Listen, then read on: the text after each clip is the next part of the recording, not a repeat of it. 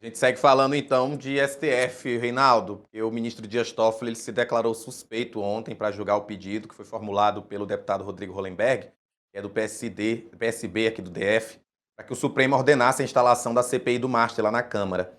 A gente vai falar daqui a pouquinho da decisão, né, tomada pelo Cristiano Zanin, que foi sorteado para a causa, mas acontece que o Toffoli também se declarou suspeito de decidir sobre a manutenção da prisão de Daniel Vorcaro no Presídio Federal, onde ele está em regime disciplinar diferenciado.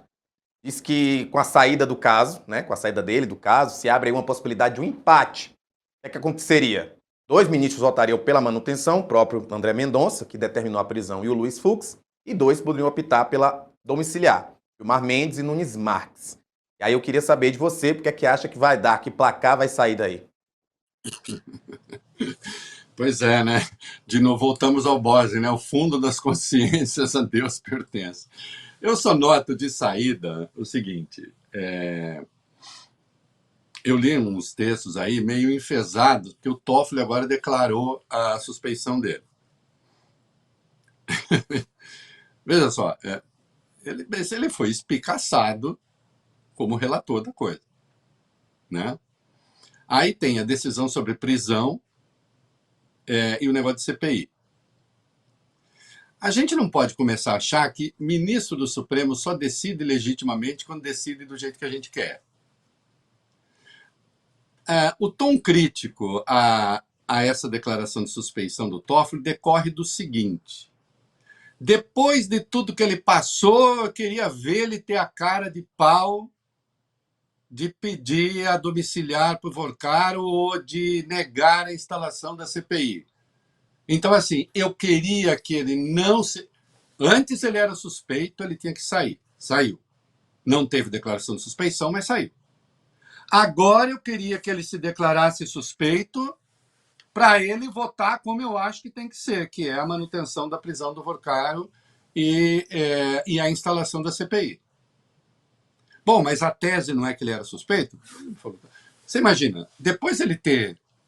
Não, ele não era obrigado, porque se ele recebeu uma carta do Supremo dizendo que ele tinha legitimidade para continuar se quisesse, mas ele abria a mão, teve declaração do Fux, que é de outra turma. O Fux disse, para mim, a palavra do ministro tem fé pública. Do Nunes Marques dizendo que aquilo nem deveria estar sendo votado. Né? Então ele teve a declaração ali de idoneidade do Supremo, mas saiu. Se entendeu que foi um desagravo, mas ele saiu. Evidentemente, agora, ele ficou numa situação que... então eu só posso continuar no caso Massi, mas eu não tenho direito de ter juízo a respeito. Eu só posso ter o juízo da opinião pública. Ou da parte que é majoritária. Né? Então ele tomou uma decisão prudente, falou, estou fora. Veja só, se o Toffoli era aquele que... Vamos fazer um exercício lógico. Se o Toffoli é aquele que tem compromisso com o Master, porque não sei o que e tal... E se agora se estima que o Gilmar possa votar pela domiciliar, que o Nunes Marques possa votar pela domiciliar, então seria 3-2 pela domiciliar. Mas é que se parte do princípio que o Toffoli necessariamente teria de votar contra. Entendeu o jogo? Vira uma coisa meio amalucada. Né? Eu não sei o que vai dar. Eu sei que eu tenho a certeza de qual vai ser, a menos que ele tenha se convencido de que não há razões para estar num presídio federal, em regime disciplinar diferenciado, e eu acho que não há. Né? Mas eu acho que o Mendonça vai manter o voto dele. O Fux, em matéria penal, costuma ser muito duro. E aqui, data vênia, menos com golpistas, né, ministro? Com golpista, não. Né? O voto que ele deu no julgamento dos golpistas, eu considero lamentável do começo ao fim. Né? Mas em matéria penal ele costuma ser muito duro. E aí se estima, então, que também ele votará. O que é que a gente tem de objetivo aí? A PGR não tinha pedido a preventiva.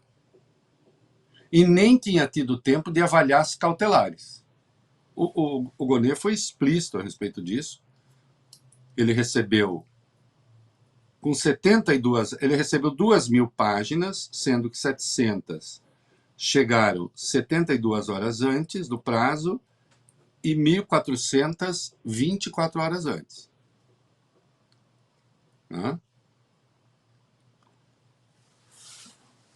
Possibilidade mandar para a PGR a questão de volta, para a PGR avaliar. Enquanto isso, o Vorcário fica na situação em que está, o Vorcário e os demais ficam na situação em que estão, a PGR devolve a turma e os ministros votam. Seja lá qual for o voto. Há possibilidade de por que a PGR não se manifestou na prática. Ela não viu razão para o acautelamento, porque queria mais tempo. Há a possibilidade de, voltando, tendo tempo, a essa altura, acredito que o Gonê já viu tudo. E a PGR achar que não é o caso de ficar num presídio federal de segurança máxima em regime disciplinar diferenciado, que é como ele está, pelo menos nesse início, e aí os ministros votarem aquilo que diz a PGR, e aí haver um 2-2, eventualmente, na hipótese do Fux não se convencer, pode ser até que o André Mendonça também se convença, porque não é proibido mudar de voto, né? Não é nem mudar de voto, fazer uma nova consideração. Pode ser. Então, pode-se tomar uma decisão já, não tem razão, a PGR não pediu, porque acha que os fatos que geraram a preventiva não são contemporâneos, né?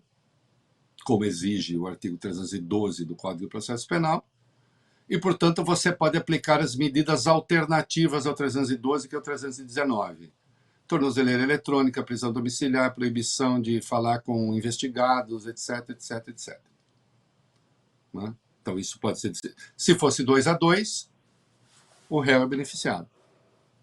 E é justamente aí que as pessoas falam: o Toffoli declarou a suspeição, foi uma tática para beneficiar o Vorcário. Mas isso só se pode achar isso se você achava que o Toffoli necessariamente ia votar contra.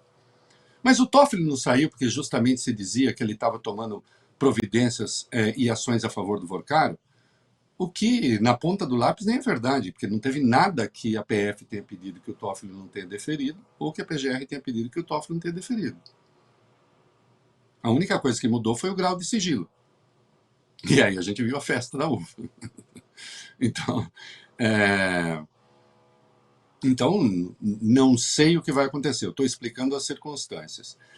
Ainda que a PGR devolva, digamos que se opte por esse caminho. Estou dando aqui questões legais. Digamos que os ministros mandem para a PGR, pode decidir já e pronto, vai para domiciliar, 2-2. Digamos que vá para a PGR e aguarde o retorno. E a PGR diga ou mantém prisão ou não mantém prisão. Nessa fase, o Supremo não é obrigado a seguir o que a PGR sugere, tá? O parecer da PGR. A única coisa... O ministro do Supremo, o juiz, é obrigado a fazer o que o Ministério Público quer, recomenda não, aquilo que o Ministério Público decide no caso de abertura de ação penal. Aí sim. Se o Ministério Público diz, presta atenção, tem de abrir ação penal, o juiz, o Supremo, pode concordar ou não concordar. O Ministério Público diz, tem que ter ação penal, o Supremo vai e diz, não tem. Lei. O Ministério Público diz, não tem de ter ação penal. Não cabe ação penal. Aí não se pode abrir ação penal. Porque quem é o órgão acusador? É o Ministério Público. Se o órgão acusador está dizendo que não vê razão para acusar, como é que o Supremo vai fazer? Né? Agora, nessa fase, não é obrigatório. Né? Há uma outra questão ligada a essa importantíssima. Né? Vamos ser claros, todo mundo hoje fala de uma coisa só, que é a delação de Daniel Vorkari. Não é, Rafa? Quantas vezes você pega táxi e o taxista pergunta, escuta, ele vai fazer delação? Você vai ao barbeiro e se está comentando se ele vai fazer delação. Tá, vai ter delação ou não vai ter delação? Uma coisa é a delação feita com o preso em condições, digamos, um pouco mais amenas, que ele poderia estar num presídio com menos restrições ou na prisão domiciliar. Né? Outra coisa é estar submetido a essas condições extremas, que eu me lembre dos investigados em casos de corrupção do passado, ninguém ficou. Né? E aí, então, se tentar negociar delação premiada nessas condições. Nas condições que ele está, com 22 horas em regime fechado, fechado mesmo, em 6 metros quadrados, com 2 horas, não sei o quê, aí você propõe delação, sei lá, né? O cara pode delatar quem decidir entender. Né? Outra, a delação pode ser feita com a PF, pode ser feita com a PGR. Né? Nesse caso, né, com o Ministério Público, que se supõe menos conflagrada, segundo se comenta, do que a PF, que estaria supostamente dividida em alas. Eu não tenho isso, leio a respeito, mas não tenho informações de que esteja em alas divididas. Né? O que eu acho é que tem um diretor-geral da Polícia Federal que, no geral, se comporta muito bem. Né? Que tem tido um posicionamento técnico, enfim. Né? Agora, eu não sei como é que são as entranhas ali. Né? Então, até para uma delação premiada, quando eu digo sensata, é que não sirva a instrumento de vingança de quem quer manipular a delação, que isso já aconteceu no passado, né? Talvez fosse prudente que ele estivesse num regime mais ameno. Estou fazendo considerações aqui. Agora, a questão técnica é essa. Os ministros podem decidir agora, vai para domiciliar, com medidas cautelares, podem mandar para a PGR avalia, volta, de qualquer modo serão 4 ministros a decidir. O empate de soluções, no caso de empate de soluções, vale a solução que for menos drástica para aquele que está sofrendo a persecução penal. Né? Ou, no caso policial, que ainda nem é penal propriamente.